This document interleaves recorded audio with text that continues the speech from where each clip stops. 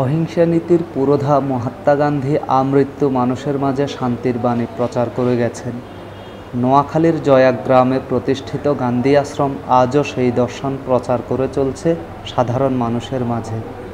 British শাসনের শেষ দিকে ভারতবর্ষের সাম্প্রদায়িক দাঙ্গা নোয়াখালীতে ছড়িয়ে পড়ে। তখন শান্তি মিশন নিয়ে ছুটে আসেন মহাত্মা গান্ধী। 1946 সালের নভেম্বর থেকে 1947 সালের মার্চ পর্যন্ত নোয়াখালীতে অবস্থান করেন তিনি। দাঙ্গায় ক্ষতিগ্রস্তদের পুনর্বাসন ও সেবামূলক কাজে সাহায্যের জন্য তৎকালীন জমিদার হেমন্ত কুমার ঘোষ সব সম্পত্তি গান্ধীকে দিয়ে দেন। জমিদার বাড়িতে গড়ে তোলা হয় গান্ধী শান্তি ক্যাম্প। গান্ধীর প্রতিষ্ঠিত বিদ্যালয়ে তাঁর জীবন দর্শন সম্পর্কে জানতে পারছে শিক্ষার্থীরা। এই স্কুলটা মহাত্মা গান্ধী প্রতিষ্ঠান করেছেন। এই স্কুলে আমি পড়ে খুব গর্বিত। এই স্কুলে পাশ করে এই স্কুলকে আমি উজ্জ্বলময় করতে চাই এবং এই মহাত্মা গান্ধীর আদর্শ নিয়ে আমি বড় হতে চাই।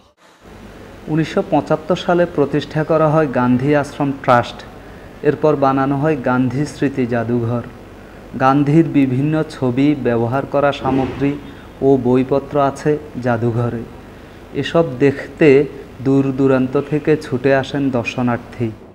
আমরা এখানে গান্ধীর স্মৃতিগুলো দেখতে আসছি, গান্ধীর বইটই, গান্ধী কোন সময় কোথায় গেছে সেগুলো দেখতে আসছি। সুন্দর লাগতেছে, খুব ভালো। ওনার পাথরটা, কুষ্টি পাথরের ছবি টবি দেখে আমাদের খুব সুন্দর লাগতেছে। তো দেশের বিভিন্ন প্রান্ত থেকে মানুষ আসে এখানে, তারা গান্ধীজি সম্বন্ধে জ্ঞান অর্জন করে। যে গান্ধীজির ব্যবহৃত কাপড় আছে, চিতাবর্ষ আছে, বই আছে, 52টা বড় ছবি, 38টা ছোট ছবি আছে। স্বদেশী আন্দোলনের সময় চরকায় সুতে কেটে বিলেতি পণ্য বর্জনের ডাক দিয়েছিলেন গান্ধী। তাঁর স্মরণে আশ্রমের নারীরা এখনও তাঁতে কাপড় বুনেন। মানুষের মাঝে শান্তি ও অহিংসার বাণী ছড়িয়ে দিতে কাজ করে যাচ্ছে গান্ধী আশ্রম ট্রাস্ট। 7টি সামাজিক পাপ আমরা বলে থাকি, 7 ব্ল্যান্ডার্স অফ দ্য ওয়ার্ল্ড, যে নীতিহীন রাজনীতি, শ্রমহীন সম্পদ, চরিত্রহীন শিক্ষা, মানবতাহীন বিজ্ঞান, বিবেকবর্জিত আনন্দ, ত্যাগহীন অর্চনা, এরকম যে কমার্স উইদাউট মরালিটি, নৈতিকতাহীন বাণিজ্য, এই 7টি সামাজিক পাপ গান্ধীজি যেটা বলে গেছেন।